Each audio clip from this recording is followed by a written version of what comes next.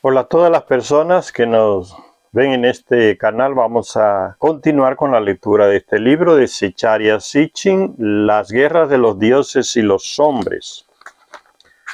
Para recordarles el principio del libro, decía Zecharia Sitchin que en el 1947 un joven descubrió en unas cuevas cerca del Mar Muerto, allá en lo que hoy es Israel, Palestina, unas vasijas de barro y dentro de ellas habían unos manuscritos antiguos. Y los expertos terminaron atribuyéndole esos escritos a una secta que existía en la época de Jesús, la secta de los esenios. En uno de esos manuscritos, el más extenso, decía o dice que al final de los tiempos habrá una guerra entre los hijos de la luz y contra los hijos de las tinieblas. Dice, prevé la propagación de una guerra a partir de unas batallas que involucrarían a los vecinos inmediatos de Judea. Prevé la propagación de una guerra a partir de unas batallas. Ahora, en esta parte que estamos leyendo, Zecharia, refiriéndose a ese texto del inicio, dice aquí, ¿acaso no fue más que un triste comentario en la historia de la guerra lo que los mesiánicos esenios, aquella sexta, auguraron respecto a una guerra final de los hombres en la que la compañía de los dioses, o sea, cuando habla de compañía significa como un ejército de los dioses junto al ejército de los terrestres, o sea, en que la compañía de los dioses, está hablando en términos militares, en que la compañía de los dioses se uniría a la congregación de los mortales. Y los gritos de guerra de dioses y hombres se mezclarían en el campo de batalla. ¿Acaso se referiría a eso? Dice Zecharia Sitchin. ¿O acaso era más que un triste comentario en la historia de la guerra? Y Zecharia Sitchin responde, no, en absoluto. Lo que la guerra de los hijos de la luz contra los hijos de las tinieblas auguraba era simplemente que las acciones guerreras de los hombres terminarían del mismo modo en el cual habían comenzado, con dioses y hombres luchando hombro con hombro. Por increíble que parezca, que pueda parecer, existe un documento que relata la primera guerra en la cual los dioses se involucraron con hombres mortales. ¿Cuándo comenzaron las guerras entre los terrestres? Entonces este libro te da la respuesta. Zecharia Sitchin saca la información de los textos sumerios que él sabía traducir, las tablillas sumerias, que están en diferentes museos de Europa, de Estados Unidos. Por increíble que pueda parecer, existe un documento que relata la primera guerra en la cual los dioses se involucraron con hombres mortales. Ya les aclaré antes, no es que los dioses, o sea, los Anunnaki, los Anakim, los Elohim de la Biblia, los Nefilim de la Biblia en el Antiguo Testamento, no es que ellos no morían, porque aquí se hace la diferencia entre los dioses y los mortales, sino que ellos también morían, nacen, crecen y mueren como nosotros, pero tienen un ciclo de vida, una duración de vida de miles de años, y nosotros no tenemos ese ciclo de vida. Entonces, por eso, para hacer la diferencia, en el texto se le llama a los mortales, a los terrestres, y los inmortales supuestamente a los dioses y a los Anunnaki, Anakim, Nefilim o Elohim, como se le dice en el Antiguo Testamento a estas personas que llegaron del planeta Nibiru. Entonces dice Zecharia Sitchin que existe un documento, por increíble que pueda parecer, existe un documento que relata la primera guerra en la cual los dioses se involucraron con hombres mortales. Es la primera guerra en la que participaron terrestres, el inicio de la guerra entre los terrestres. Es una inscripción que hay en las paredes del gran templo de Edfu, en Egipto. Es una inscripción, una antigua ciudad, fue una antigua ciudad sagrada egipcia que estuvo dedicada al dios Horus, que en las tablillas sumerias se le llama Orón. Era el nieto de Marduk, hijo de un hijo de Marduk llamado Osiris, que en los textos mesopotámicos se le llama Azar. En Egipto se le llama Osiris. A Orón se le llama en Egipto Horus, el dios Horus. Era Osiris y Orón, tenían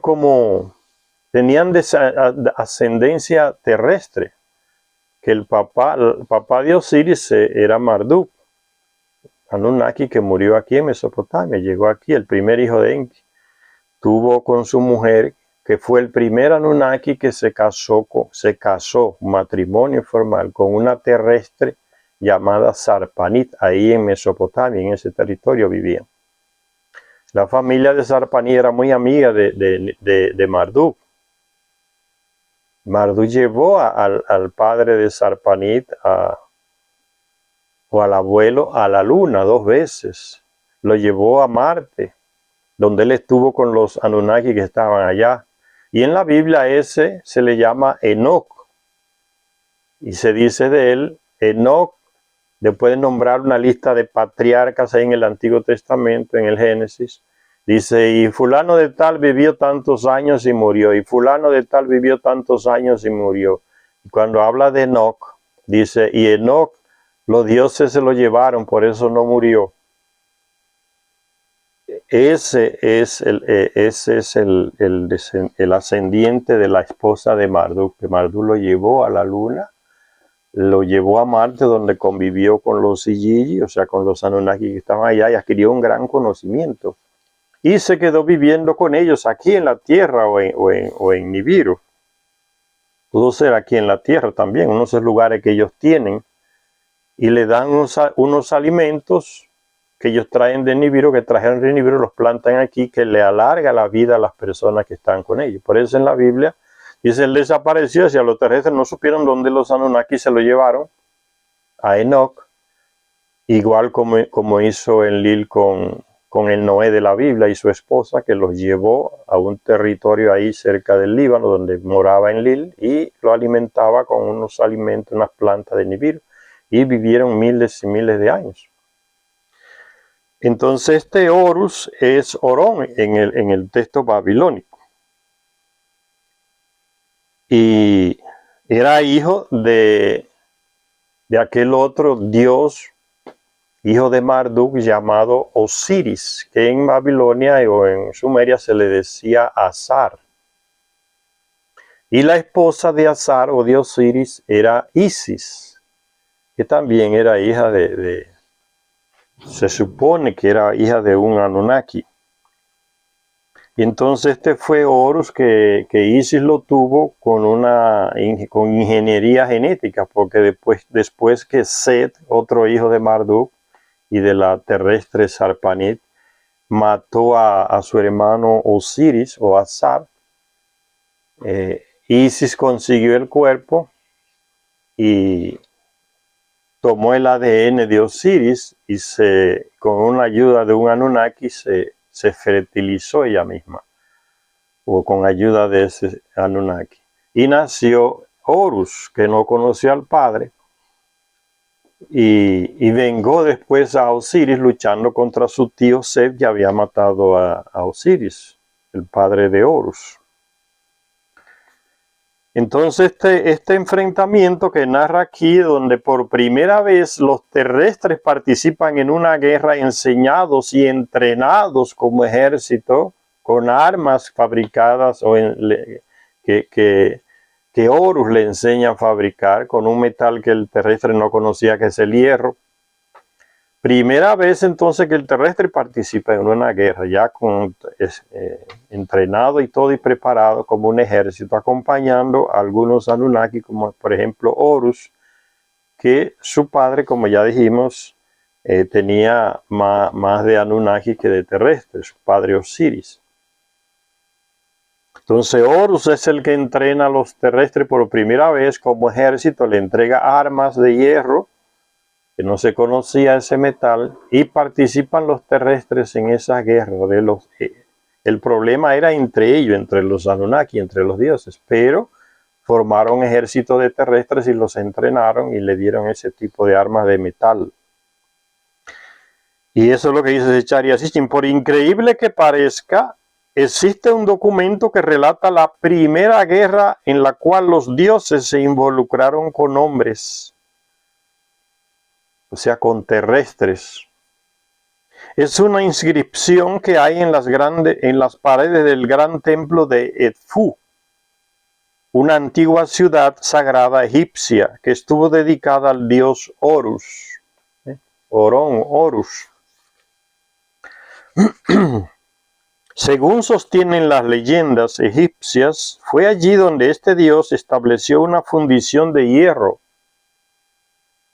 Horus estableció una fundición de hierro ahí en su ciudad, en Egipto, en territorio de lo que hoy es Egipto. Y les enseñó a los terrestres a forjar armas con hierro. Dice aquí, hierro divino. ¿Por qué?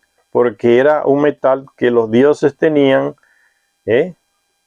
y no se lo habían dado a los terrestres todavía. Los terrestres no lo conocían, por eso se dice un metal divino, porque solo ellos lo usaban, los dioses. Y ese metal lo encontraron aquí en la tierra.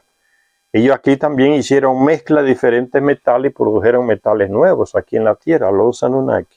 Después le enseñarían a los terrestres el arte de la mineración y también del forje de metales. Los indígenas cuando los españoles llegaron aquí, los portugueses, ya descubrieron que los indígenas sabían cómo fundir grandes cantidades de metales y forjar armas. Sabían la mineración, se las enseñaron los Anunnaki. Y entonces dice, según sostienen las leyendas egipcias, fue allí donde este dios estableció una fundición de hierro divino y donde en un recinto especial, diríamos hoy un taller, ¿no?, de hacer armas, fundir el metal, trabajar el metal. En un recinto especial, Horus conservaba el gran disco alado, o sea, su nave espacial, su nave aérea. Disco, en forma de disco, por eso dice el disco alado. No es que tenía alas, sino que podía volar, lo que hoy llamamos un plato volador, en forma redonda, ¿no? Un disco alado. En ese lugar él guardaba su nave, porque todos los Anunnaki tenían naves espaciales, naves aéreas. El terrestre no tenía, o sea, no le compartían la tecnología con el terrestre. Dice, en ese lugar donde se fundía el metal, el hierro, Horus conservaba el gran disco alado que podía cruzar los cielos. Cuando las puertas de la fundición se abren, decía un texto egipcio, el disco se eleva, o sea, se abren la puerta del taller y el disco que está en el taller se eleva. Eso es lo que quiere decir. Hoy es simple entenderlo porque ya conocemos lo que es un disco alado, un ovni, como se dice, un plato volador.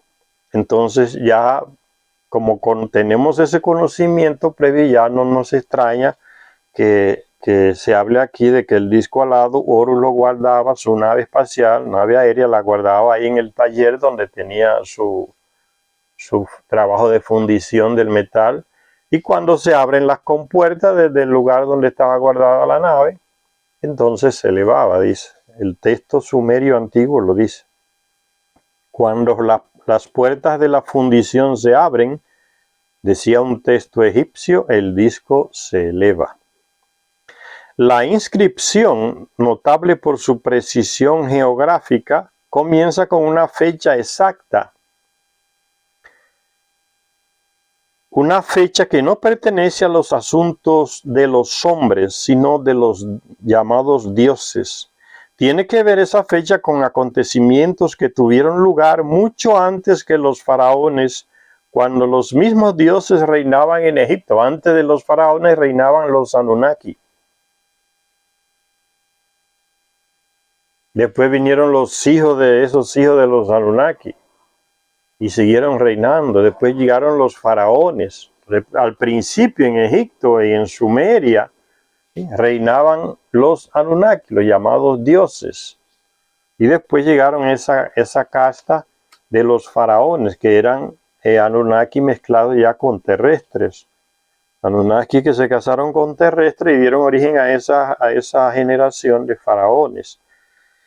Y se le dice también los semidioses, porque era mezclado entre humanos, o sea, entre terrestres y esas personas de Nibiru, los llamados dioses. Entonces esta fecha dice que era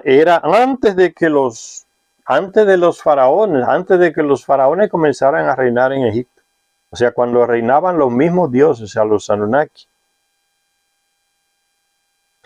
Dice el texto, en el año 363, su majestad Ra, ¿quién es Ra? Amón-Ra, el principal dios de la región ahí de Egipto, que es el mismo Marduk.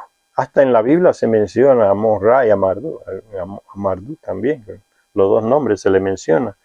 Él comandaba en Egipto y le dejó el territorio a su descendencia, a sus hijos, sus nietos. Y también se levantó una ciudad en el territorio que no era de él, ahí en Mesopotamia, que correspondía a Enlil, a su descendiente, el otro clan.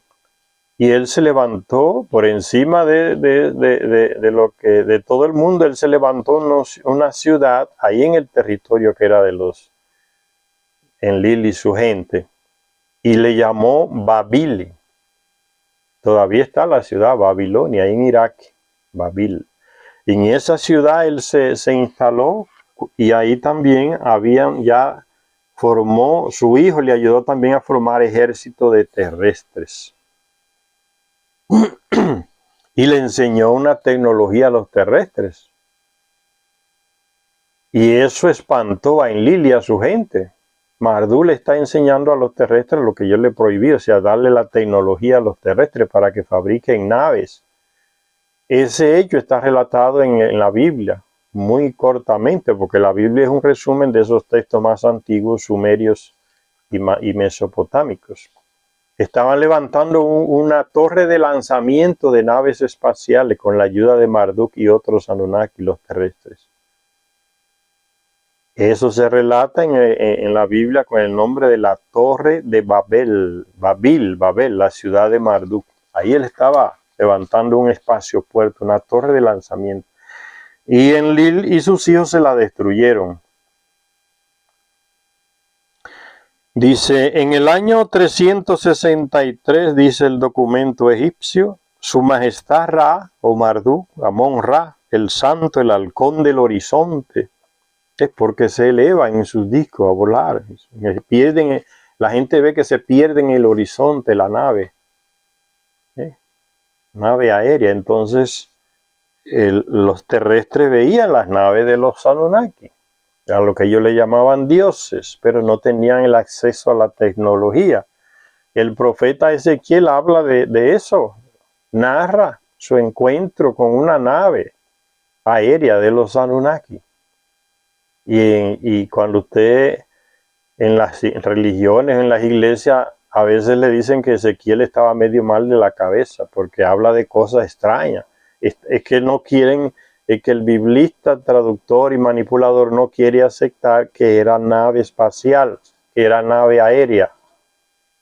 Mejor descalifican a Ezequiel diciendo que estaba medio loco, medio mal de la cabeza.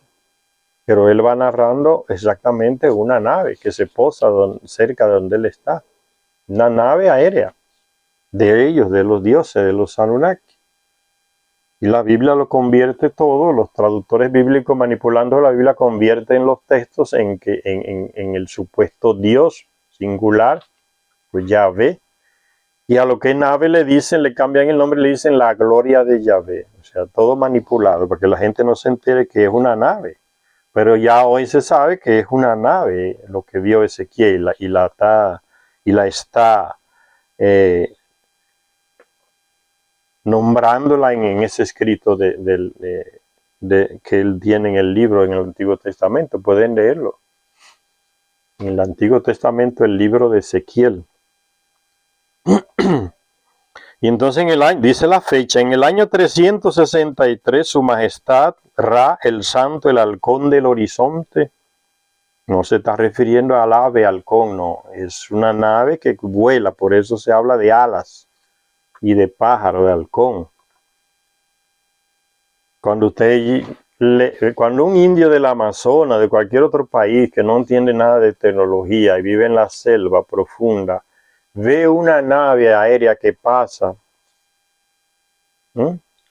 si es un avión y va dejando una cola de humo que va transformándose como en una serpiente por la influencia del viento, en la nube de vapor que va dejando, el indígena que ve eso va a decir un pájaro de hierro. O como dijeron miles de años antes, en Mesoamérica, los indios que veían las naves de los Anunnaki dijeron la serpiente emplumada, una serpiente emplumada no porque tenía plumas, sino porque volaba. Entonces cuando se habla aquí de halcón, referente al ave, es porque se está hablando en lenguaje figurativo de una nave que se eleva en el aire, un aparato mecánico. Y aquí lo dice, el disco, o sea, tiene forma de disco, el disco alado, el gran disco alado. Ellos tenían diferentes tipos de naves y los terrestres la veían. Dice, su majestad Ra, el santo, el halcón del horizonte, el inmortal que vive para siempre. ¿Ves? Los terrestres piensan que los Anunnaki viven para siempre. Pero cuando Alejandro Magno llega a Babilonia encuentra la tumba de Marduk o de Amón-Ra, que era su padre. Ahí en el templo de él en Babilonia, encuentra su tumba. Los encargados de cuidar. Recuérdense que el templo es la residencia del Anunnaki. No se imaginen templos como las catedrales de hoy o las iglesias, no tiene nada a ver con eso. Cuando se habla de templo en estos textos referente a los dioses, es la residencia de ellos. Y cuando se habla de sacerdotes o sumos sacerdotes que cuidaban ese templo, son los encargados principales de cuidar esa residencia, de administrarla, de tener todo lo que el Anunnaki necesita, ropa, comida, cereal, carne, la limpieza en la residencia o templo. Eso es un sumo sacerdote, que los Anunnaki le enseñaron a hacer ciertos rituales para engañar a los terrestres diciéndole que ellos eran dioses. Entonces elaboraron una cantidad de rituales y cosas y le enseñaron eso a la gente, pero era como una tapadera. Dice el halcón del horizonte, el inmortal, creen que son inmortales. El inmortal que vive para siempre. Estaba en la tierra de Ken. Era la tierra de Ken, es ahí en Egipto. Se le decía también la tierra de Cus. Y más antiguamente, eso en el Alto Egipto. Y se le decía también Nubia a ese terreno. Hoy estaría en lo que hoy es el país llamado Sudán. Sudán, porque hay otro que es Sudán del Norte, la parte de Sudán del Sur se la quitaron y formaron Sudán del Sur, pero aquí sería entonces Sudán, donde estaba Nubia, está Sudán hoy, en el Alto Egipto. Que vive para siempre, estaba en la tierra de Ken, estaba acompañado por sus guerreros, pues los enemigos habían conspirado contra su señor, en la región que recibió el nombre de Ua desde aquel día. Todo eso ahí en Egipto, en el territorio de Egipto y Sudán. Ra, o Amón-Ra o Marduk, fue allí en su barco, está hablando de otro tipo de nave, en su barco celestial. Sus compañeros fueron con él. Desembarcó en la zona del lugar del trono de Horus. Sus compañeros de Marduk, sus guerreros, son Anunnaki, no está hablando aquí de los terrestres. Iban con él en su nave espacial. Dice, fue allí en su barco celeste con sus compañeros, desembarcó en la zona del lugar del trono de Horus. O sea, Horus tenía un territorio donde él comandaba y se le veía también, los terrestres engañados lo veían como un dios y lo trataban como un dios, tenía su templo, su local. Recuérdense que Horus es nieto de Marduk, hijo del hijo de Marduk, que fue asesinado por su hermano Set. En sumerio y mesopotámico se le dice Satu. Y a Osiris, ya dije Azar. Entonces, Amon-Ra o Marduk está en los territorios de su nieto Horus, el Orón, de los sumerios o mesopotámicos, Horus en Egipto. Entonces va al lugar donde está Horus, en los territorios. Desembarcó en la zona del lugar del trono de Horus, en la parte occidental de esta zona, al este de la casa de Kennu, la que recibió el nombre de Kennu Real desde entonces. Visitó a su nieto Horus ahí en ese lugar. Horus, el medidor alado, no significa que tenga alas. Ustedes van a ver a veces en los textos sumerios, en libros de Secharia Sitchin, hombres con alas. No significa que eran hombres alados, sino son como se dice, un lenguaje de imágenes, ¿no? Quieren decir que esas personas tenían la capacidad de volar en sus naves, como pájaros, como águilas, ¿ve? Son puntos de referencia esas alas, no es que eran alados, nacían alados con alas, no. Es que eran lo que decimos hoy astronautas, simplemente eso. Horus, el medidor alado, llegó al barco de Ra.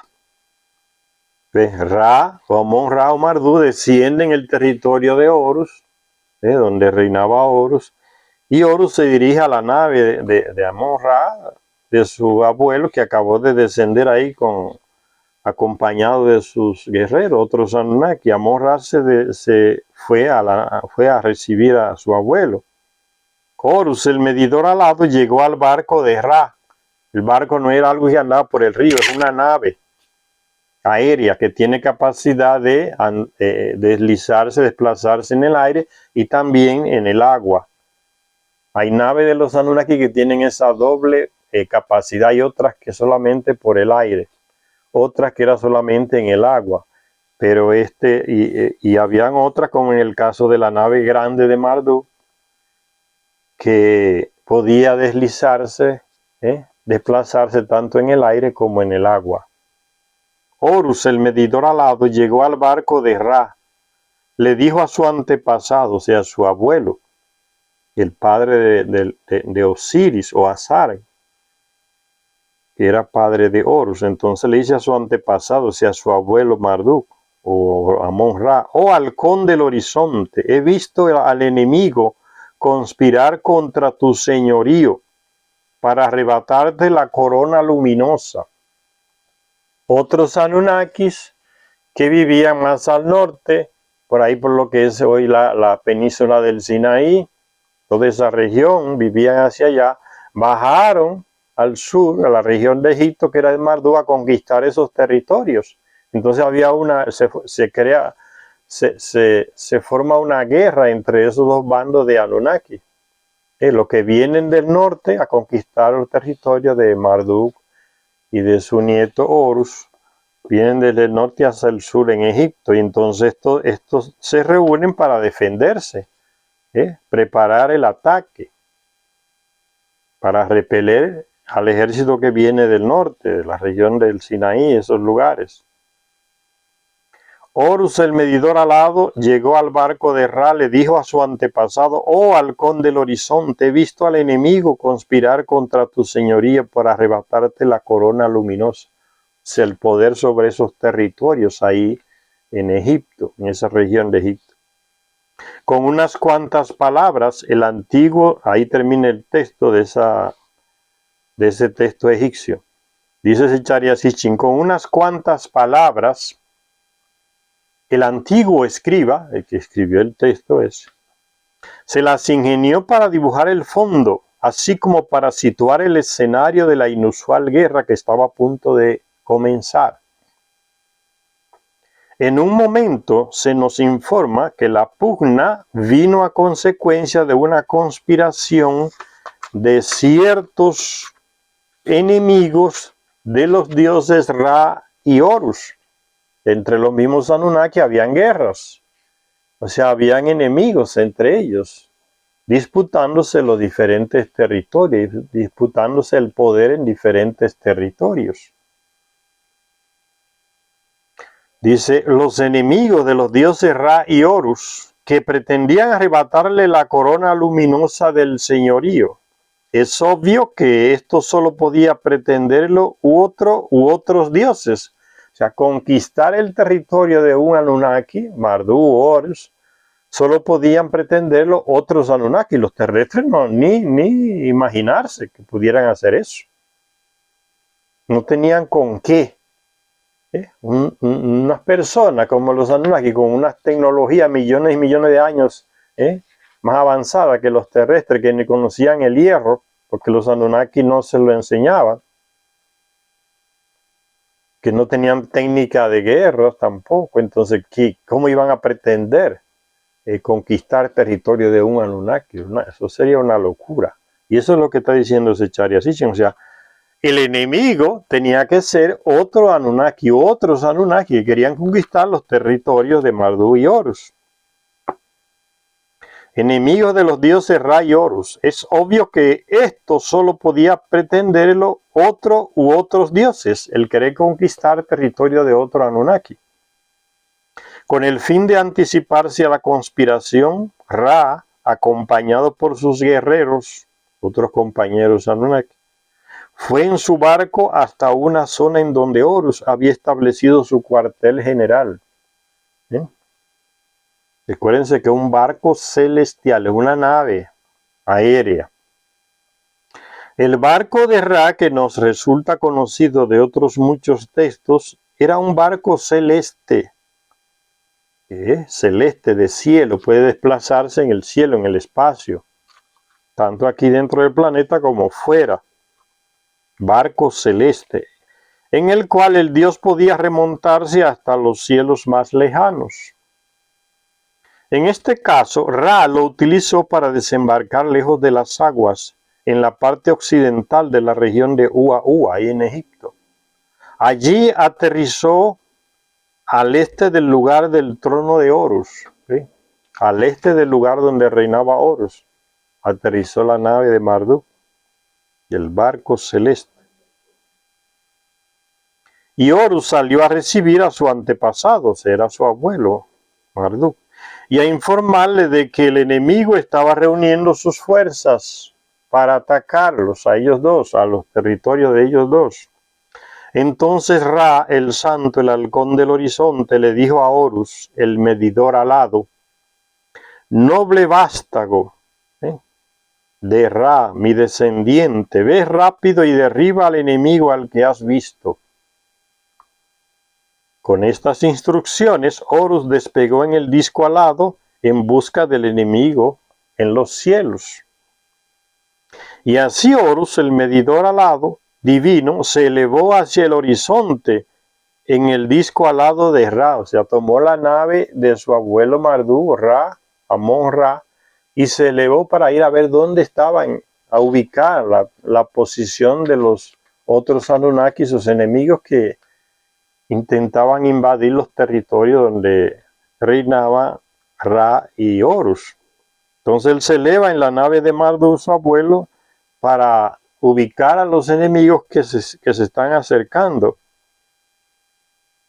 Dice, y así Horus, el medidor alado, se elevó hacia el horizonte en el disco alado de Ra. De ahí que se le haya llamado desde aquel día gran Dios, Señor de los cielos. Desde el cielo, volando en el disco alado, Horus divisó a las fuerzas enemigas y desencadenó sobre ellos una tormenta que no podía ser vista ni oída, un ataque, esos ovnis, diríamos, esos platos voladores, como dicen los textos, el disco alado, el barco celeste, tenían armas, estaban armados, ¿no? Podían, pero armas con las que uno no puede ni siquiera imaginarse. Fíjense qué tipo de arma usa Horus. Una arma que está en la nave de Marduk, que él tomó en prestada, que tomó en prestada Horus. Fíjense. Desencadenó Horus desde su nave, cuando divisó a los enemigos, desencadenó un ataque sobre ellos, una tormenta que no podía ser vista ni oída. ¿Qué tipo de arma es esa que usó? Ni nos lo imaginamos. No puede ser vista ni oída. Y que no obstante traía una muerte instantánea. ¿Eh? Lo más parecido a eso que tenemos hoy, tienen los rusos, especialmente los chinos. Son esas armas que usan, armas de ataque electrónico, ¿no? Que usan los rusos. Ya la han usado contra algunos barcos intrusos de Estados Unidos, ¿no? Llega un avión ruso y se le pone encima al barco de Estados Unidos, al portaaviones, y le manda un ataque magnético y todos los aparatos del barco estadounidense que está abajo se paralizaron. Murió todo. Eso no se ve. Pero imagínense ese ataque aplicado que pueda matar también al personal que está en el portaaviones. Eso es lo más cercano que uno tiene en la imaginación para comparar esa tormenta que Horus desde la nave aérea le envía a los enemigos que están debajo. Dice una tormenta que no podía ser vista ni oída y que no obstante traía una muerte instantánea. Imagínense esos aviones rusos, además de paralizarle todo lo que es mecánico a esos barcos, el radar, todo la computación que tienen ahí para activar sus cañones, todo se lo paralizó. Yo estoy hablando de un hecho real, ¿no? Eso lo hicieron los rusos con un barco, con un portaaviones norteamericano que estaba en sus aguas. Llegó un avión ruso y le mandó ese ataque magnético, como diríamos, y le paralizó el barco entero. Nada se movía. Estaban indefensos. Imagínense si ese avión ruso hubiese tenido también dentro de ese sistema magnético la capacidad de eliminar el ser humano, a los pilotos rusos que estaban ahí en el barco, en el portaaviones. En silencio los hubiese eliminado a todos. Eso es lo más que se puede uno acercar a esta arma que usó Horus. Una tormenta que no podía ser vista ni oída y que no obstante traía una muerte instantánea. En las alturas de los cielos, desde el disco alado, vio a los enemigos, eso dice el texto egipcio, ¿no? Y cayó sobre ellos por detrás, ¿no? Los atacó por la retaguardia, de manera que no se le esperaban el ataque por detrás. De la parte de delante soltó contra ellos una tormenta, de la parte delantera de la nave tiene armas. De la parte de delante soltó contra ellos una tormenta que no podían ver con sus ojos ni oír con sus oídos. Aquello les llevó la muerte a todos en un instante. Ningún ser quedó con vida a su paso. Fíjense, pura tecnología. Después Horus volvió al barco de Ra con el disco alado, que brillaba con muchos colores. Es lo mismo de un ovni de hoy, ¿no? Las lucecitas brillando alrededor, la parte del ovni, para indicarle su presencia a otros ovnis. Parecido a lo que usan los aviones, esas luces van piscando. Es la misma tecnología. Muchas luces de colores. Y escuchó a Thoth, dios de las artes mágicas, haciendo oficial su victoria. O sea, ese otro dios que era hermano de Marduk, que en Egipto se le llama Thoth, un gran genetista, su padre Enki le enseñó, es hermano de Marduk, o medio hermano, porque su madre es otra, la madre de Thoth es otra, era medio hermano de Marduk. Estaba ahí en Egipto con el territorio de Marduk. Después de miles de años de esos hechos, Marduk lo expulsó de Egipto a ese su medio hermano Tot, el dios de la sabiduría de Egipto ahí, el gran hombre del conocimiento, que era genetista y que ayudó a crear al terrestre genéticamente junto con su padre Enki y la media hermana de Enki, Ninmat. Y todavía ese hombre está vivo, está aquí con el nieto de Marduk, miles de años después. El dios Tot en Egipto. ¿Saben cómo se le llamó al dios? Vino cuando él fue expulso de Egipto por Marduk. ¿Qué hace Tot? Es el mismo, en los textos sumerios se le dice Ninhisida, hijo de Enki, genetista igual que Enki. Enki le enseñó los secretos de la genética. Ya le dije que participó en la creación del terrestre, en la manipulación genética de aquel primer terrestre. Participó Enki, ese Ninhisida, que ahora en Egipto se le llama Tot, participó. Ese entonces salió de Egipto con un grupo de seguidores, dice. ¿Cuántos? No dice, podría ser miles, no se sabe. Y recuérdense que estamos en Egipto, son gente de color negro, africanos. Salió con su tropa de africanos, ¿saben dónde vino? A los territorios de un amigo de él que era hijo de Enlil, del otro grupo, llamado Ninurta, que tenía sus dominios aquí en los Andes y en América. Ninurta y Enlil crearon otros dominios, dejaron los dominios en Mesopotamia y crearon dominios aquí en América, en lo que hoy es Mesoamérica. Entonces eran territorio de Ninurta, el hijo de Enlil, amigo de Tot.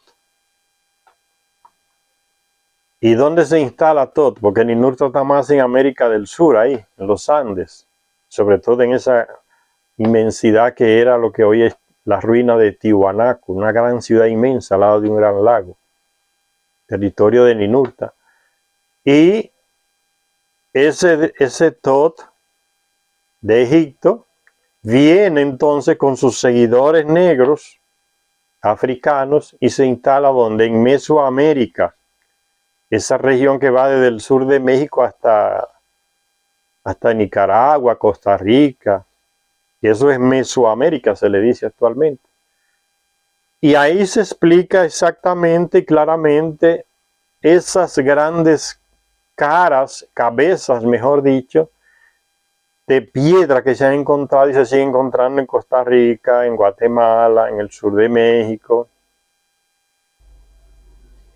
con rasgos de hombres negros, africanos, y los llamados expertos europeos y estadounidenses que forman a los otros de estas universidades de nuestros países, con la misma mentalidad,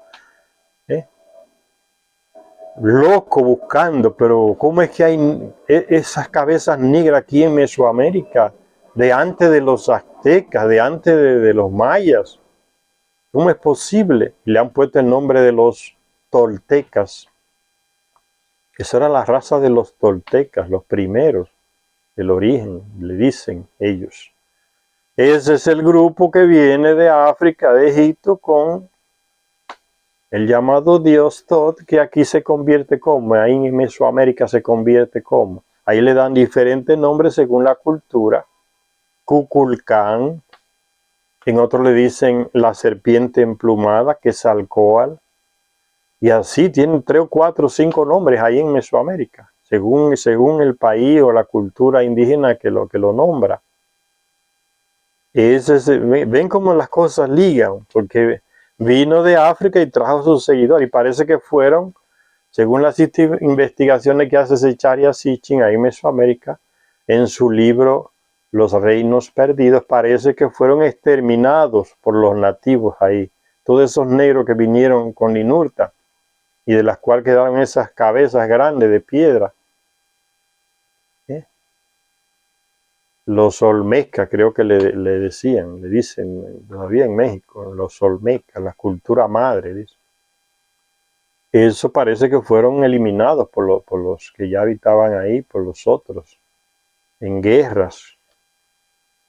¿Ven cómo se explican las cosas? ¿De dónde vienen esas cabezas negras ahí en Mesoamérica si no había inmigración de africanos? Ese grupo que trajo Thoth ahí y se instaló en esa región de Mesoamérica. Thoth, el gran constructor. ¿Cuál fue una de las grandes obras de Thoth, además de participar en esa creación genética del terrestre? Él fue que elaboró, como un arquitecto, como un ingeniero, elaboró todo el proyecto de las 3 pirámides en Egipto, ahí donde él estaba. Las 3 pirámides fueron elaboradas por él, diseñadas por él. Él sabía todo lo que hay dentro de las pirámides, porque cada pasadizo secreto él lo sabe. Él fue el que hizo los planos y elaboró, la ayudó a construirla con otros Anunnaki. Las cosas se aclaran. Para el que lee estos textos sumerios, que no sabe acechar y asichin, y tiene la mente abierta, no terca y cerrada como esos expertos europeos y estadounidenses que no creen en nada de eso, entonces se confunden, comienzan a hablar disparate, ¿no? Que las pirámides no sé qué, que la hicieron los faraones para sepultarse. En las 3 grandes pirámides nunca se encontró ningún ataúd de ningún muerto, que no era para eso. Entonces es el mismo personaje que llega aquí a Mesoamérica y se le cambia el nombre, ¿no? Kukulcán, Quetzalcóatl, la serpiente emplumada. ¿Por qué? Porque los terrestres lo veían elevarse en su nave, como una serpiente, y dejaba la cola de nube que iban cortoncionándose por el efecto del aire, ¿no? En el espacio. Veían, le pusieron la serpiente emplumada. Él fue que se fue y prometió volver. Eso lo hacían ellos muchas veces con los terrestres, después de miles de años. Nunca decían cuándo. Yo prometo que volveré. Le daba la civilización a esas personas ahí y se iba a otro lugar. Pero prometía volver, y ese prometer volver está en la leyenda de muchos indígenas de América. El protector prometió volver. El dios fulano prometió volver. Era Ninurta, o el dios, y el dios Thoth también. Por eso fíjense cómo cuadran las cosas, es una maravilla cuando uno lee estas cosas. Por eso cuando Hernán Cortés llega a México, ¿no? Y va directo a conquistar a Tenochtitlán, donde está ya el rey, aquel rey entonces lo confunde. No sé si Moctezuma era del Ande, o no me recuerdo, el de México, ¿no? Que reinaba en Tenochtitlán, México. Lo confunde a los españoles. ¿Con quién? Con ese que tenía que venir. ¿Por qué que lo confunde? Y le manda unos regalos que es para el dios, no es para Cortés. Un penacho inmenso de una obra de arte que se la robaron y la está en Suiza y no la han querido devolver a los mexicanos. Le manda un penacho con oro, trenzado en oro y con plumas de diferentes pájaros. Está en Suiza, en el museo. Se lo robaron y no lo devuelven.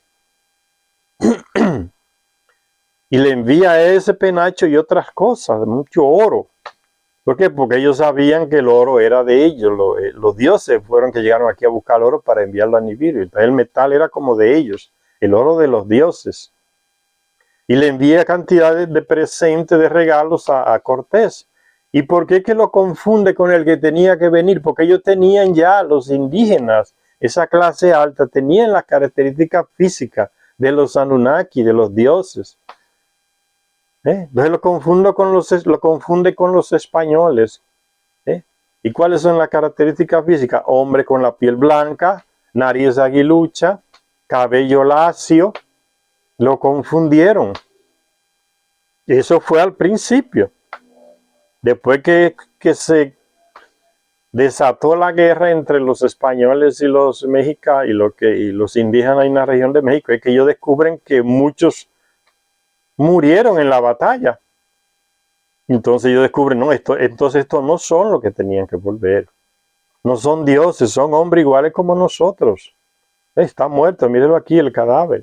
Entonces no eran estos los que tenían que volver, pero al principio se confundieron, porque las características físicas de los Anunnakis son así, blancos, nariz aguilucha, cabello lacio, que puede ser blanco, negro, rojo, rojizo.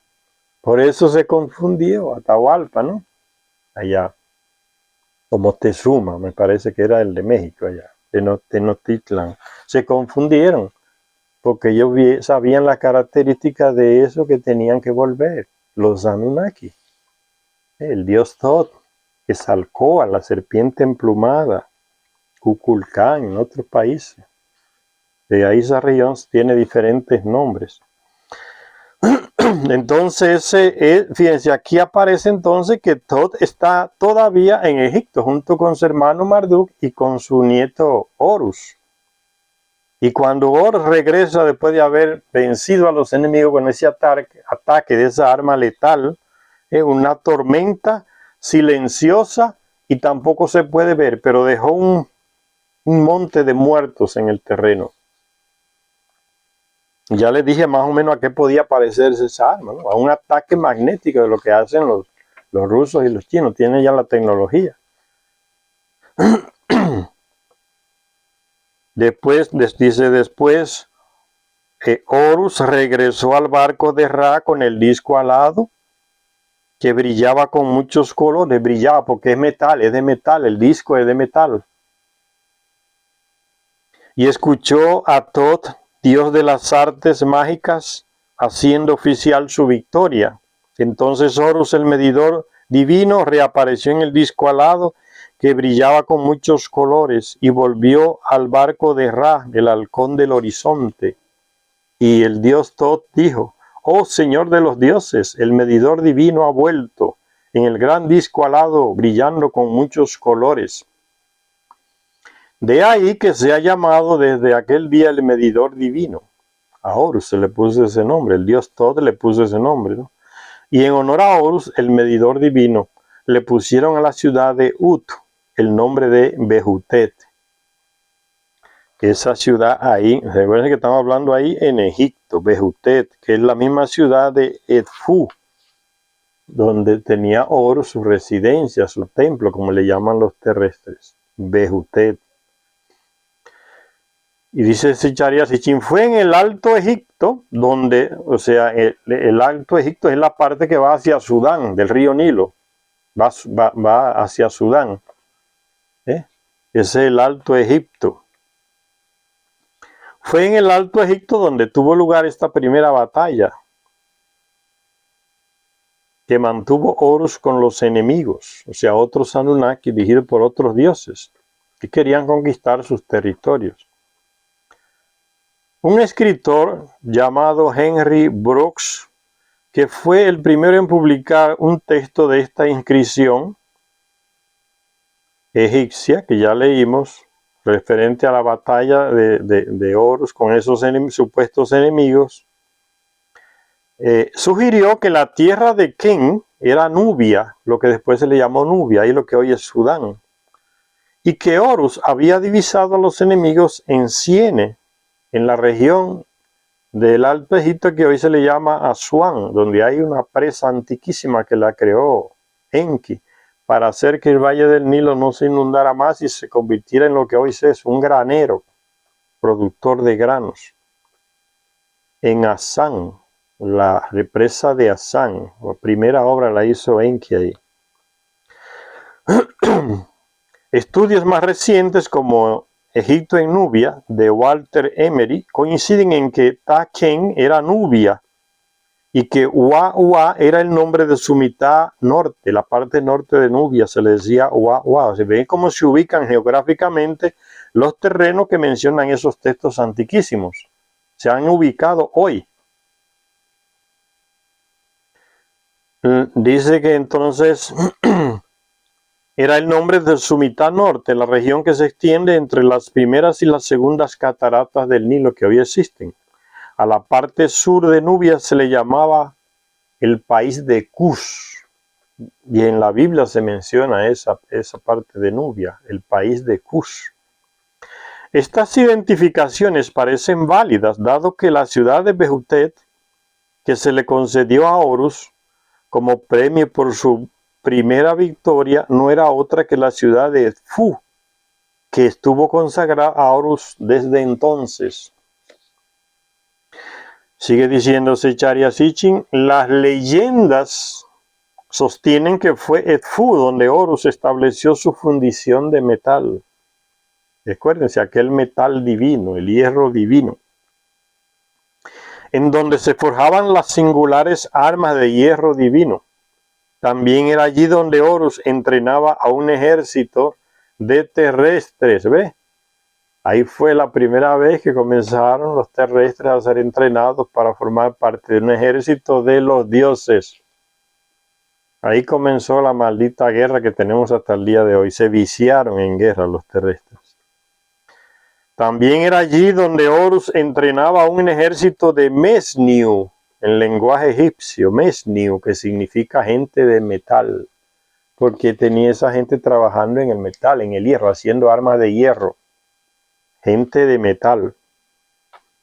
Se les representó en las paredes del templo de Edfu con el aspecto de hombres de cabeza rapada, con una túnica corta y un grueso collar, con armas en ambas manos. Por otra parte, entre los jeroglíficos de hierro divino y gente de metal había un arma con forma de arpón, que no se ha podido identificar. Arma con forma de arpón. ¿No se imaginan un arpón de pescar peces? No. Podía ser un misil. Estamos hablando de tecnología de los Anunnaki. No son las estupideces que tenemos hoy, no.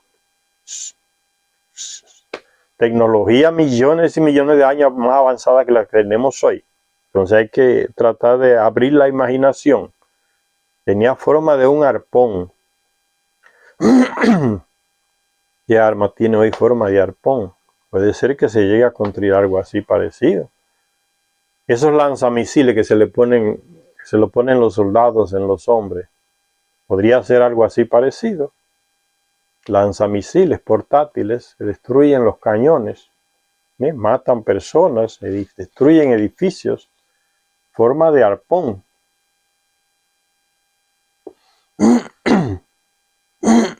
Sigue diciéndose Charia Sitchin.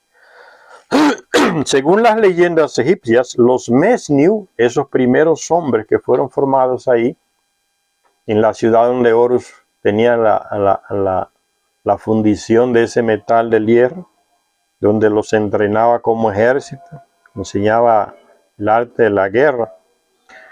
Según las leyendas egipcias, o sea, son escritos egipcios, ¿no? Que le digan leyenda o mito, esas son cosas de los europeos, pero son escritos egipcios, que le dicen leyendas, ¿no? Según las leyendas egipcias o los escritos egipcios antiguos, los Mesniu fueron los primeros hombres en ser armados por los dioses con armas hechas de metal. Y como pronto veremos en el relato, también fueron los primeros en ser enrolados por un dios para luchar en las guerras de los dioses. En las guerras de los dioses. ¿Ven? Los Mesniu fueron los primeros, así se le llamaba, que significa gente del metal. Los terrestres, los primeros terrestres entrenados como militares, se les enseñó a construir las armas de hierro, se les enseñó el arte de la guerra. Ese Horus fue que hizo eso. El hijo del difunto Osiris o Azar, ahí en Egipto, Osiris. Y dice entonces que esos fueron los primeros hombres armados por los dioses para participar en sus guerras. Y como pronto veremos, al estar ya bien controlada la región que se extiende entre Asuán y Edfu, ahí en el valle del Nilo, Egipto, y con guerreros bien armados y entrenados, los dioses se dispusieron a avanzar hacia el norte, hacia el corazón de Egipto. Parece que las primeras victorias fortalecieron también la alianza de los dioses, pues se nos dice que la diosa asiática Ishtar, en los textos mesopotámicos y sumerios se le llama Inanna, guerrera. Dice que la diosa Ishtar, y el texto egipcio la llama por su nombre cananeo que aparece en la Biblia, Astoret, se unió al grupo también de Horus. Desde el cielo, Horus llamó a Ra para que explorara la tierra bajo ellos, O sea, le dijo a su abuelo, vaya usted en la nave, mire desde el cielo dónde están nuestros enemigos y nos informa a nosotros que estamos aquí en la tierra, con el ejército de terrestres. Y Horus dijo, avanza, oh Ra, busca los enemigos que hay abajo en la tierra, ubícalos del aire. Entonces Ra, el santo, se adelantó y Astoret, Laistar o Inanna, fue con él. Estos dos ya habían hecho guerra miles de años atrás para matarse uno con otro. Istar contra Marduk casi se matan miles y miles de años antes en las guerras de las pirámides. Y ahora están juntos aquí, en el mismo ejército, el mismo bando. Entonces Ra, el santo, se adelantó y Astoret fue con él, y buscaron a los enemigos en tierra, pero se habían escondido todos. Son otros Anunnaki, los enemigos. Dado que los enemigos en tierra se habían ocultado a la vista del que está en la nave encima, en el aire, Ra tuvo una idea. Y Ra dijo a los dioses que le acompañaban, llevemos nuestra nave hacia el agua, pues el enemigo se encuentra en la tierra. Y a aquellas aguas se les llamó desde entonces las aguas recorridas. Mientras que Ra podía hacer uso de las capacidades anfibias de su vehículo, Horus tuvo que hacerse con una nave acuática, de modo que le dieron un barco y lo llamaron Maca, gran protector, hasta el día de hoy. Porque la nave que él tenía no se desplazaba en el agua, la de Horus, era solo en el aire. Pero Marduk tiene una nave que se desplaza tanto en el aire como en el mar. Entonces a Horus le dan un barco. Lo llamaron Maca, gran protector, hasta el día de hoy. Podía ser un submarino, lo que tenemos hoy. O sea, no imaginemos barquitos, ya le dije, no seamos tan ingenuos hablando de esta tecnología de esta gente, los Anunnaki, que tienen millones de años enfrente de nosotros en tecnología. Entonces no imaginemos cositas de esas estúpidas, no. Hay que imaginárselo casi lo inimaginable, lo más actualizado, que puede ser ese barco que le dieron a Horus para que se desplazara en el agua, puede ser un submarino. Ya Enki lo usaba para llevar el oro desde Centroamérica o desde Sudáfrica, en las minas que están por ahí, en Mozambique, esos lugares. Llevaba el oro hasta allá, hasta el Golfo Pérsico. Era el mismo tipo de barco, eran submarinos. El arca de Noé era un submarino. Aquí mismo le dice, construye una embarcación que se dé la vuelta. Un submarino, cuando le da el agua, da la vuelta, pero no entra el agua. Se puede maniobrar. Un barco grande como ese que pinta en las Biblias, en los diseños, para que los niños se embrutezcan más. Un barco grande, abierto encima, lleno de todo tipo de animales. Esa estupidez lo que hace que le desinforma a la gente. Un barco así abierto por encima iba a aguantar una avalancha de agua de kilómetros de altura, el diluvio. Se iba a dar la vuelta, como dice el texto sumerio. Claro que no, entonces no era eso. Se echaría así los informes, eso era un tipo de submarino. Era el tipo de barco en el que se llevaba el oro desde África hasta allá, hasta Mesopotamia.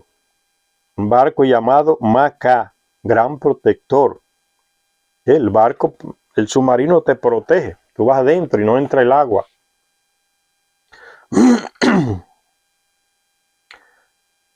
Fue entonces cuando tuvo lugar la primera batalla en la que se vieron involucrados los mortales. Ven, hasta ahora los mortales no habían participado. Fue Horus que fue en la nave y atacó con aquella arma que no sabemos cómo era, solo nos imaginamos. Un ataque magnético, o sea, una tormenta, les mandó una tormenta con unos armas que tenía en la parte del frente de su nave, que no se puede ver ni escuchar, pero que mató miles, cientos de ellos, los arrasó al ejército de los enemigos de él. Entonces los terrestres no han participado todavía.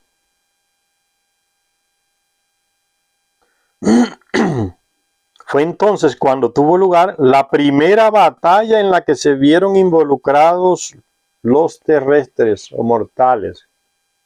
¿Ven? El dato es interesantísimo, eso no aparece en ningún libro de lo que nos dan en las universidades, en las escuelas, de historia, nada. Puras estupideces que vienen de la mentalidad de los europeos y los estadounidenses, que nos tienen burros a nivel de conocimiento de lo que ya sucedió en el país, en el mundo. Tecnología que ya se usaron y que tenemos hoy, nos la están presentando como que la inventaron unos europeos, unos estadounidenses, ya existían. En varias esculturas de piedra, de incas, de maya, aparece el tipo delante de una computadora, que tú se le presenta esa foto a una niña de 4 años que sabe el computador, y en milésimas de segundo te va a decir, eso es una computadora. Él está enfrente de una computadora, porque es lo mismo. Ya existían esas tecnologías, pero la mentalidad europea estadounidense que se nos implantó con la educación, nos coloca que aquí era un monte de brutos, que gente salvaje que no sabía nada de nada. Han escondido todo, señores. La literatura que había aquí en América se la robaron los españoles. Tienen mucho material allá escondido en sus museos y no se le prestan a ningún latinoamericano que vaya a estudiarlo. Prohibido para un latinoamericano entrar y consultar ese material. Prefieren que guardarlo y que se pudra allá, pero no lo publican ni lo dejan que uno vaya a estudiarlo. Por eso no sabemos lo que había aquí. Y no podemos tampoco creer en lo que decían los conquistadores, lo que decía el enemigo. El enemigo hace su historia. Entonces se la impone. Entonces el que lo cree es un bobo, ¿no? Es como Estados Unidos haciendo la historia y queriendo apagar a los rusos. Que no, que quien venció en la Segunda Guerra Mundial fueron los norteamericanos, que vencieron con sus aliados y vencieron a Hitler, el malo. Falso. Si usted cree en esa historia hecha por esos señores, usted va a estar totalmente desinformado. Usted tiene que investigar, no leer la historia, no creer en la historia de estos señores que manipulan todo. ¿Hacia dónde dislocó? Envió Hitler su mayor capacidad militar, su mayor capacidad humana, la mayor cantidad de ejércitos, de armamentos, de logística de guerra. ¿Hacia dónde la envió? Hacia el frente ruso. Porque ahí estaba el peligro. Y tenía razón. Quienes entran primero en Berlín son los rusos. Son ellos que destruyeron el ejército alemán. Pero Estados Unidos quiere apagar la historia junto con los europeos y decirnos que fueron ellos, ¿no? Y le van metiendo esa estupidez a la gente en nuestros países, desde pequeño, ¿no? Los estadounidenses vencieron a Hitler, son los grandes salvadores de la humanidad, del universo, del mundo, del espacio, y todas esas películas que han venido a darle fuerza a toda esa ideología falsa. Quienes liberaron a Europa fueron los rusos de Hitler. Quienes vencieron a Hitler fueron los rusos. Es solo procurar documentos militares y ver la cantidad de armas que envió Hitler al frente del oeste, a Rusia. De hombres, de logística, como ya les dije. Eso es fácil, no hay que ser ningún genio militar. Allá estaba el peligro lo venció. Entonces, usted no sea ingenuo, investigue, no repita como mono lo que le han enseñado a esta gente, y lo siguen manipulando hasta el día de hoy, queriendo cambiar la historia, ¿no? Ustedes ven esas películas estadounidenses, siempre quien está salvando al mundo son ellos. Siempre quien salva al planeta de algún ataque imaginario de extraterrestres son ellos. Ahí no hay chinos, ni rusos, ni indígenas, ni nada, ni negros tampoco. Son ellos los blanquitos salvando al mundo. Y es lo contrario, señor. Son ellos que están destruyendo el mundo. Más de 500 guerras hasta el día de hoy han hecho a otros países que nunca le han ido a atacar a ellos allá en Estados Unidos, señores. 80% del tiempo que tienen como país, como Estados Unidos, lo han dedicado a hacerle la guerra a otros países porque es un negocio, como están haciendo en Ucrania. Hay que abrir los ojos, señores. Son ellos los que están jodiendo el planeta con esa maldita guerra que no paran. No son ellos que han elaborado el programa de guerra perpetua. cuando George Bush, la guerra perpetua, o sea, el caos perpetuo, porque eso le produce dinero al complejo militar armamentístico de Estados Unidos. Eso es lo que los enriquece. Si no hay guerra y hay paz, se les jodió el negocio. Hay que abrir los ojos, señores. Hay guerra por ellos, porque viven de eso. Uno no puede dejarse manipular. Para eso que uno lee. Así que se avanza leyendo. No leyendo y tragándose las estupideces que nos dicen esa gente. Que lo tienen todo controlado, los medios de comunicación, el cine, la televisión, todo, en todos los países de por acá, del mundo. Prácticamente se escucha lo que ellos dicen. Se cree lo que ellos dicen, con sus lacayos en cada país, ¿no? La oligarquía que controla los medios y que tiene su dinero guardado allá en Estados Unidos. O sea, hay que leer mucho, señores, para salirse de ese bloqueo mental en que nos tienen, y no creer en esas mentiras para poder avanzar. Y entonces sigue diciéndose Charya Sitchin que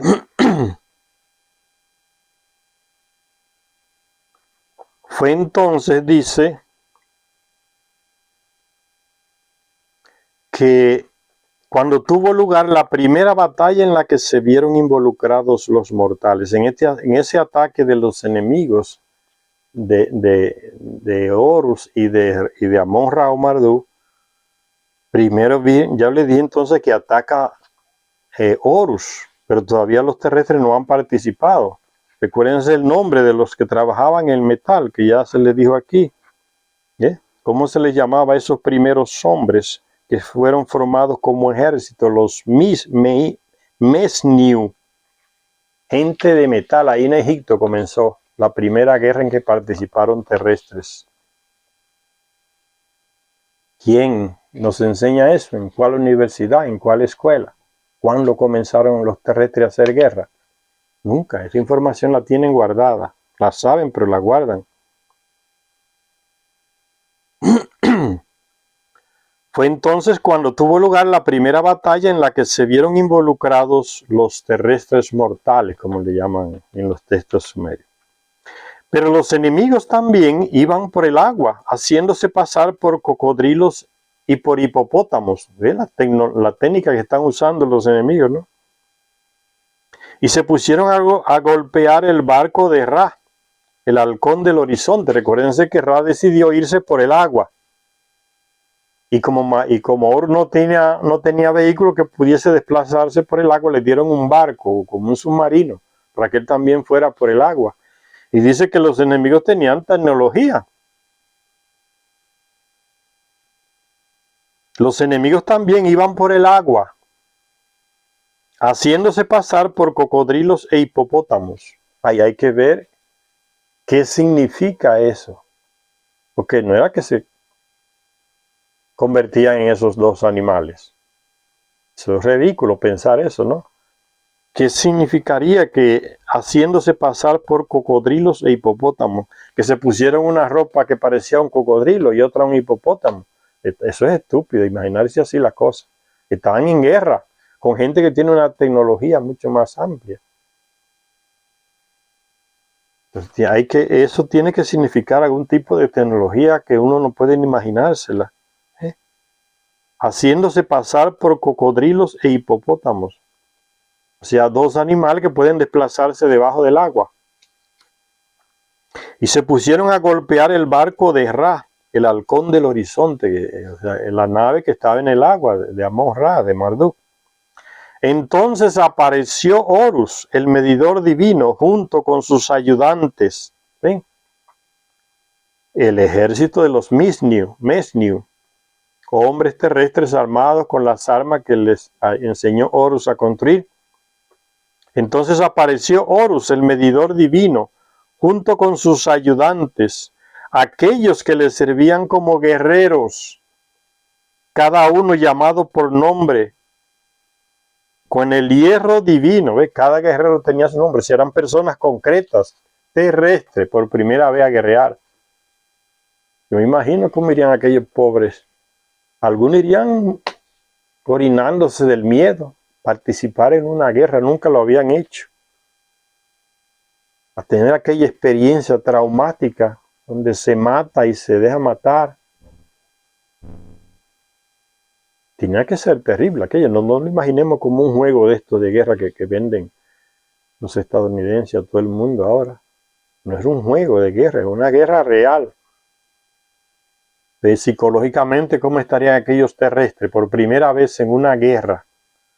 Con unas armas que podían ser utilizadas contra ellos, que no tenían la mínima posibilidad de defenderse contra aquella tecnología de los enemigos, que también tenían la tecnología Anunnaki en armas.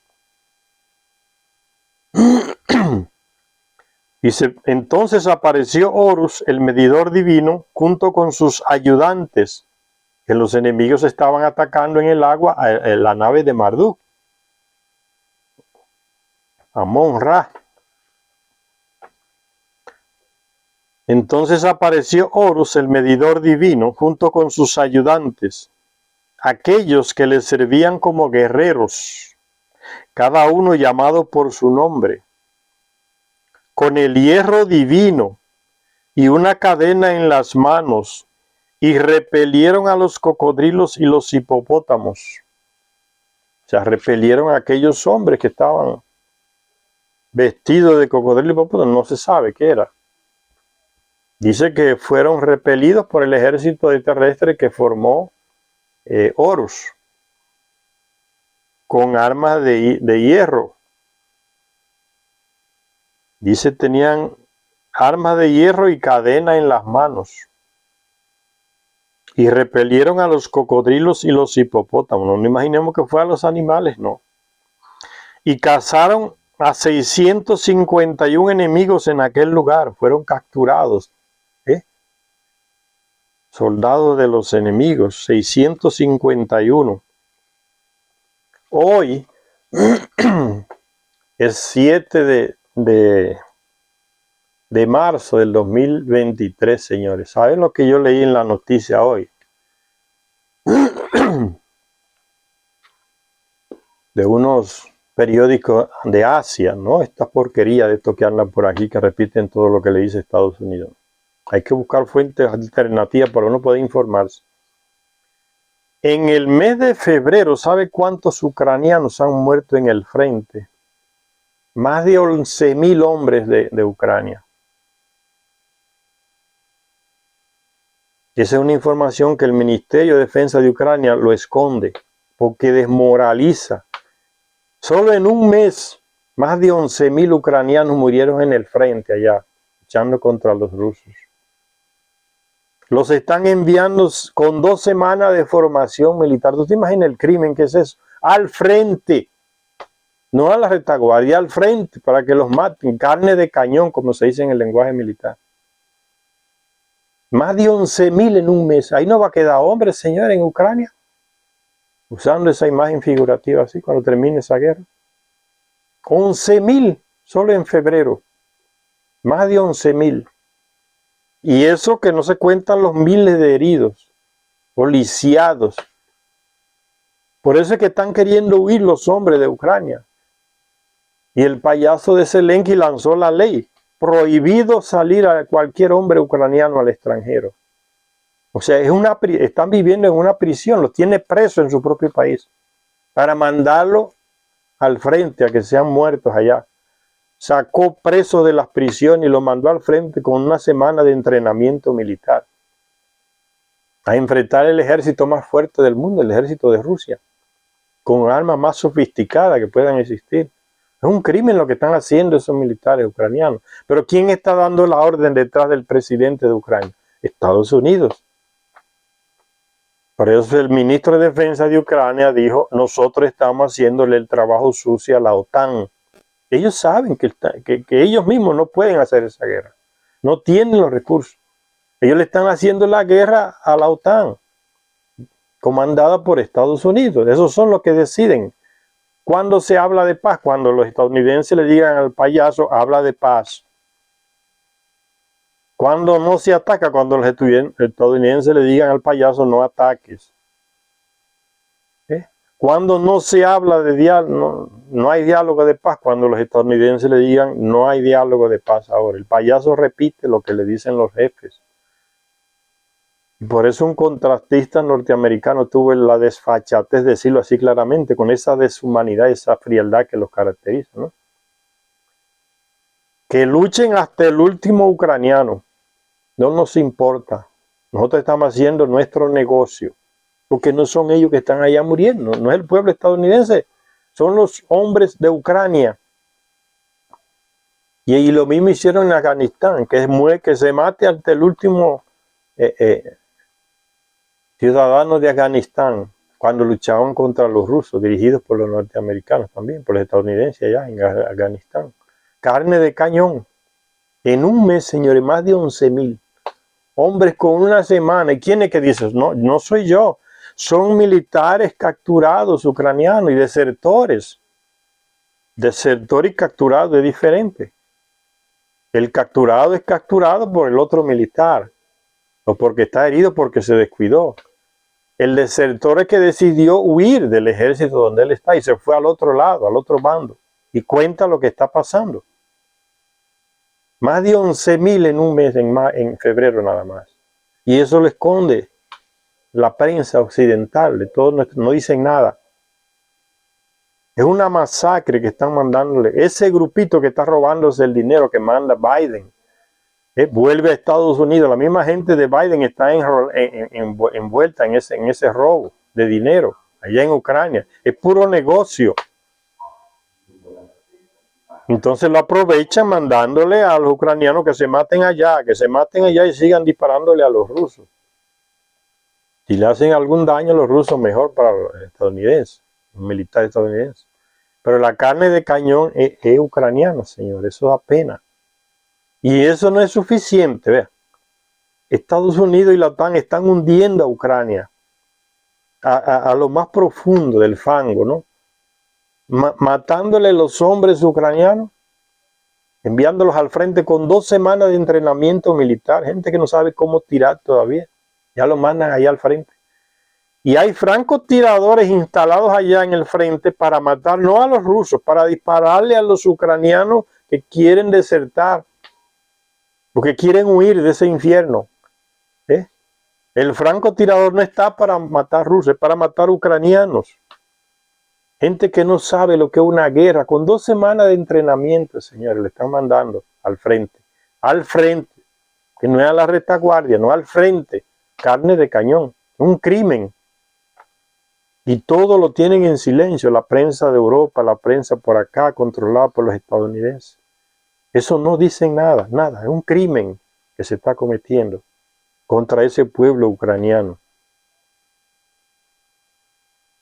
¿Quién es que está salvando a los ucranianos del este que hablan ruso hasta el día de hoy? Son los rusos que lo están llevando a aquel lado, que están entrando, defendiendo esos territorios, que desde el 2014 los mismos ucranianos militares los están bombardeando desde el 2014, arrasando con todo, ciudades y todo.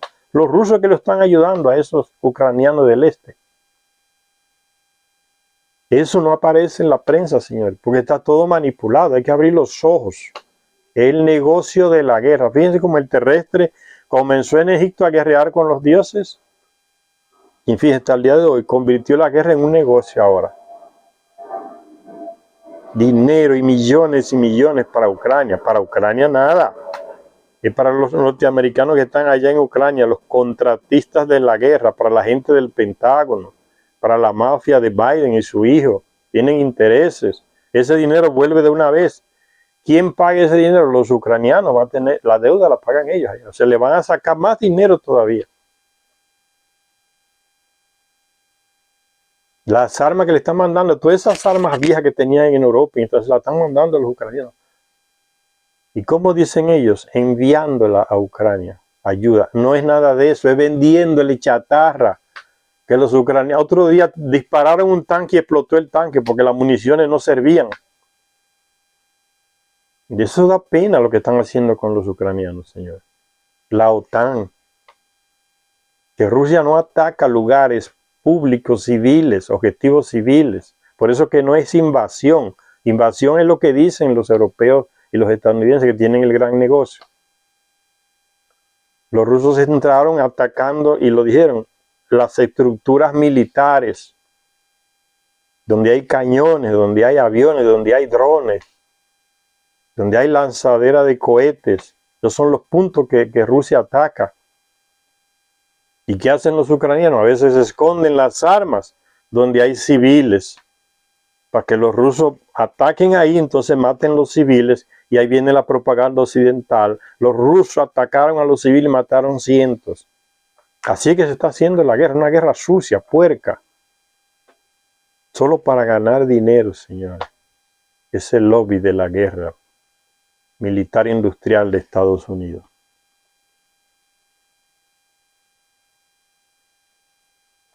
Y sigue diciendo entonces el texto que estos primeros terrestres, dice que fueron a la guerra con Horus, consiguieron capturar a 651 de los enemigos del otro ejército en aquel lugar. Y fueron muertos a la vista de la ciudad. Los mataron a todos, los capturaron y los mataron. Y Ra, el halcón del horizonte, que es Marduk, Amon-Ra, le dijo a Horus, su nieto, el medidor divino, que este sitio se conozca como el lugar donde llevaste a cabo tu victoria en las tierras del sur.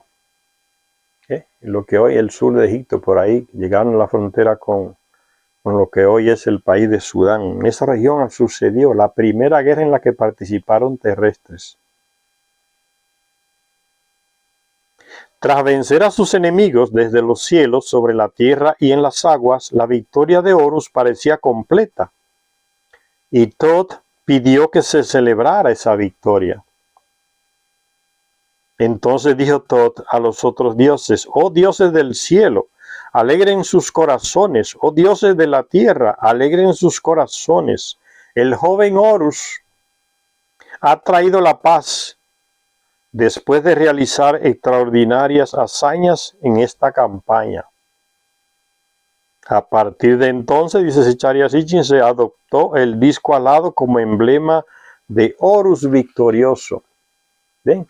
El disco alado, un disco alado, el emblema de Horus, el disco alado detrás de la cabeza, Horus con un disco alado detrás que le brilla. Señor, eso es lo mismo que le ponen a los santos detrás, la Iglesia Católica. Un disco alado detrás que brilla. Ustedes hayan que porque están en la gloria. Copiaron de los sumerios, de los egipcios. Es una farsa esas religiones que tenemos, señor. Es pura copia, mal hecha a veces. Esos son los santos, el disco alado atrás. Hasta Jesucristo le han plantado uno atrás, a la Virgen, a todo lo que es santo, ellos dicen el disco atrás. Eso vino fruto de una masacre, de una guerra, un acontecimiento tan cruel. Lo toman las religiones para, sobre todo la católica, para señalar que es colocarlo como símbolo de santidad, de bondad, de amor. ¿Ven la farsa y la hipocresía? A partir de entonces se adoptó el disco alado como emblema del Horus victorioso. Desde aquel día existen los emblemas metálicos de Horus, dice. Desde aquel día existen los emblemas metálicos de Horus. Fue Horus el que se forjó como emblema el disco alado, situándolo en la parte delantera del barco de Ra, y junto a él puso a la diosa del norte y a la diosa del sur. No dice quiénes eran esas diosas, representadas como dos serpientes. Y Horus de pie detrás del emblema sobre el barco de Ra, con el hierro divino y la cadena en la mano. Dice Zecharia Sitchin, a pesar de las palabras de Tot acerca de Horus como portador de la paz, ¿no? Venciste, trajiste la paz, hay que celebrarlo.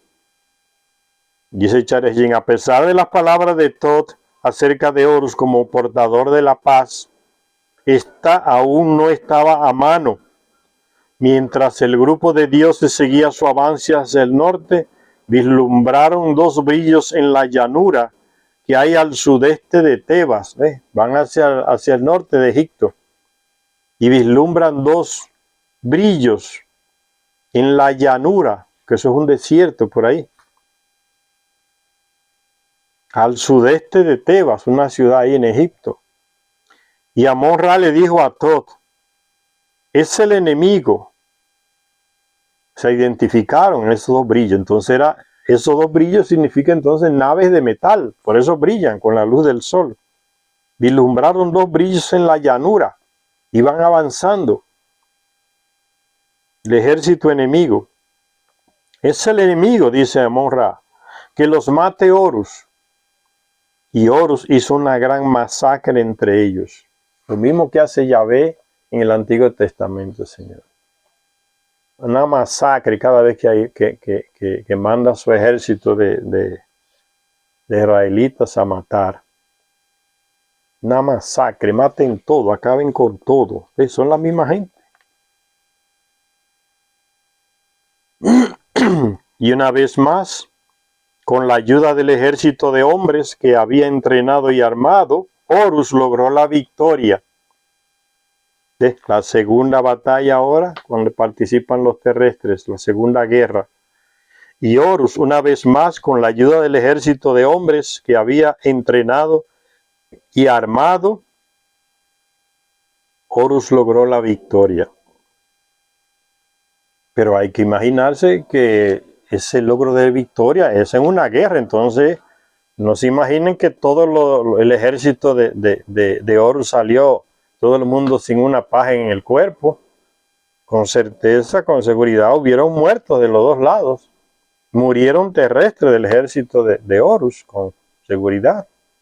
O sea, familias destruidas, dolor, descontrol emocional por la crueldad de la guerra. Entonces, detrás de estos textos que parecen fríos hay que ver la realidad de la guerra, que siempre ha sido así. La cantidad de ex militares, soldados de la guerra que hay en Estados Unidos, internos, señores. Ustedes no se imaginan la miseria humana que es eso. Todo eso está escondido para la prensa, señores. Y los periodistas que lo saben no lo pueden publicar, porque el dueño del periódico no se los permite. La cantidad, miles de ex soldados estadounidenses, pudriéndose allá en esos centros donde los atienden en Estados Unidos, drogados en las calles, abandonados a su suerte, después que los usaron como carne de cañón, en Irak, en Siria, en Afganistán. Esos son miles, señores, es una miseria humana que tú vas y los ves, y a ti se te sale el corazón. ¿Cómo es posible? Y nadie habla de eso. En Estados Unidos no se menciona absolutamente nada. Algunos parecen monstruos, quemados, la cara quemada, sin brazos, sin un desastre humano. Y ¿saben lo que está pasando? La mayoría le meten drogas. El 90% de esa gente está drogado, ya es drogadicto. Comenzaron a drogarse en la droga para parar el estrés y continuaron en Estados Unidos dándole drogas, administrándole drogas para matar el dolor en el cuerpo causado por las heridas. Es un desastre humano, una carnicería que está ahí muriéndose. Muchísimos se suicidan. ¿Por qué ustedes creen que hasta el día de hoy Estados Unidos no consigue reclutas para el ejército? Hay una carencia enorme de gente de militares en Estados Unidos. Los jóvenes no quieren entrar al ejército, están abriendo los ojos. Porque están viendo ese montón de miles de hombres allá. Muchos están drogados en las calles, como les dije. Y eran soldados luchando. Pensaban que luchaban por Estados Unidos, por la libertad. Esa fue me metieron esa mentira en la cabeza. Nunca le dijeron que estaban luchando para que el conglomerado militar industrial que fabrica las armas se enriqueciera. Y esa pobre gente fueron a luchar allá, Irak, Irán, Siria, Afganistán, Vietnam. Todo ese montón de seres humanos está como una basura ya casi abandonado en Estados Unidos, señores. Eso está allá Usted puede verlo y yendo allá, porque no lo publican. Cuando se llegue a esos hospitales y vea, que dice, pero estos son monstruos y dan pena. Con la nariz cortada, la cara destruida, sin piernas, sin brazos. Y droga para matar el dolor. ¿Saben lo que hacen en Estados Unidos, señor? En muchos hospitales usted va y usted tiene una enfermedad que le produce mucho dolor. ¿Sabe lo que hacen? Le dan morfina, que es una droga que vicia. Y como está prohibido que un médico le meta una droga a un paciente, ¿saben lo que hacen? Colocan la morfina ahí al lado de su cama. Y le dicen, mire, si usted le da este botoncito, la morfina entra en su cuerpo y el dolor se le pasa. Cuando el paciente comienza a sentir los dolores horribles que no consiguen, los médicos no lo han podido curar, los dolores que está padeciendo, que es insoportable, él le da el botoncito allá y se mete morfina él mismo.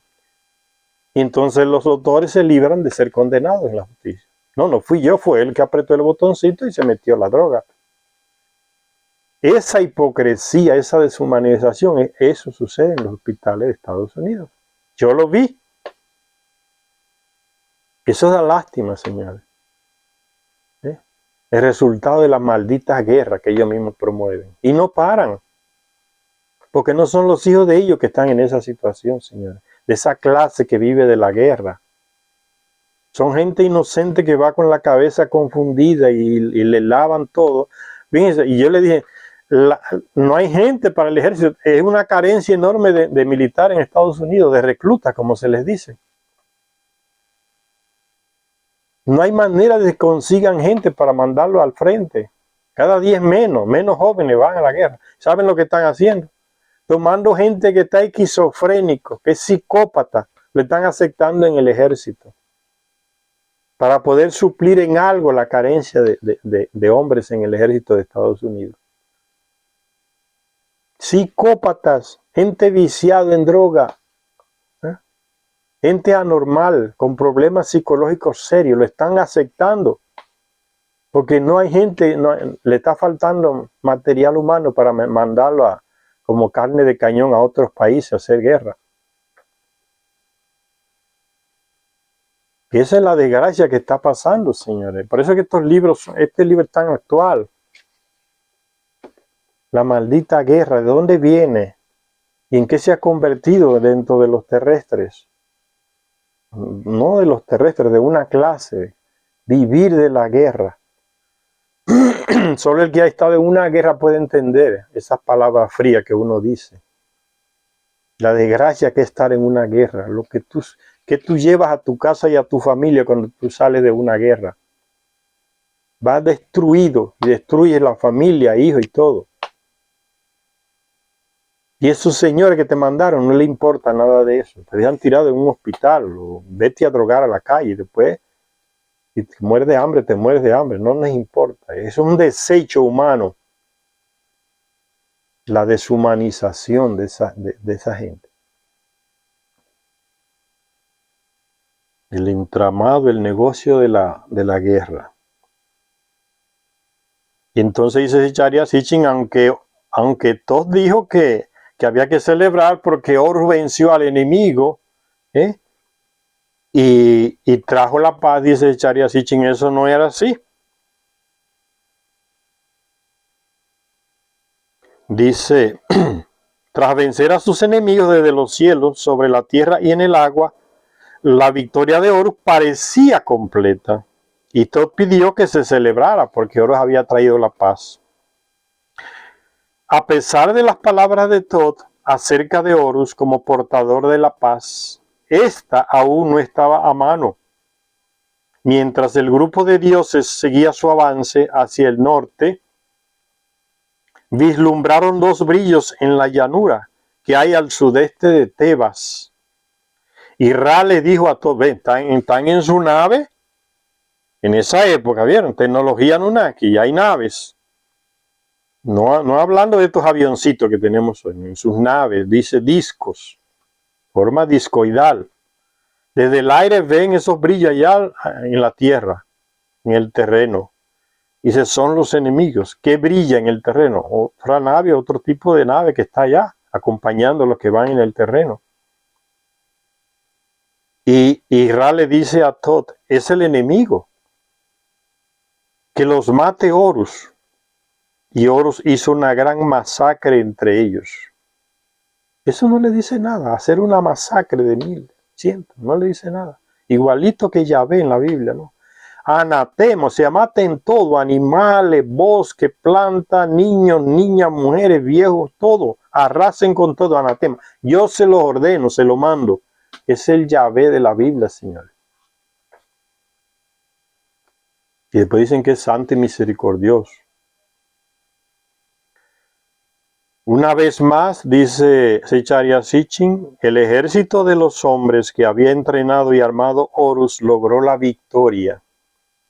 Y Tot siguió poniendo nombre a los lugares en honor a las victorias, a las victoriosas batallas de Horus. Parece que Tot no tenía otra cosa que hacer. Mientras que la primera batalla aérea se abrió paso a través de las defensas que separaban a Egipto de Nubia, en Ziene o Asuán,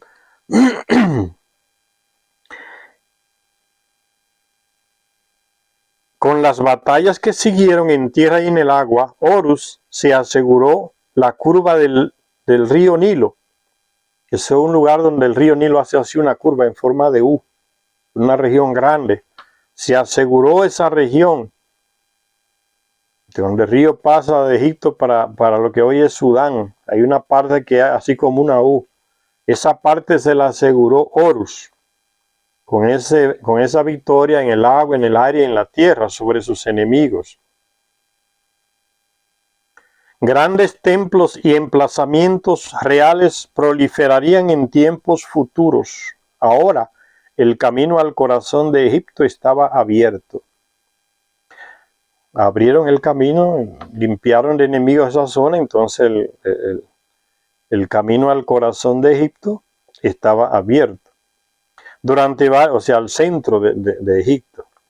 Durante varios días los dioses avanzaron hacia el norte. Horus, vigilando desde los cielos, va avanzando hacia el norte, hacia la capital, que hoy es el Cairo, esas regiones por ahí, después para seguir a los enemigos que van huyendo hacia el Sinaí, hacia esas regiones del Líbano, por ahí, que vivían por ahí, y habían descendido a atacar a esa región en el sur, donde reinaba Horus y su abuelo Marduk.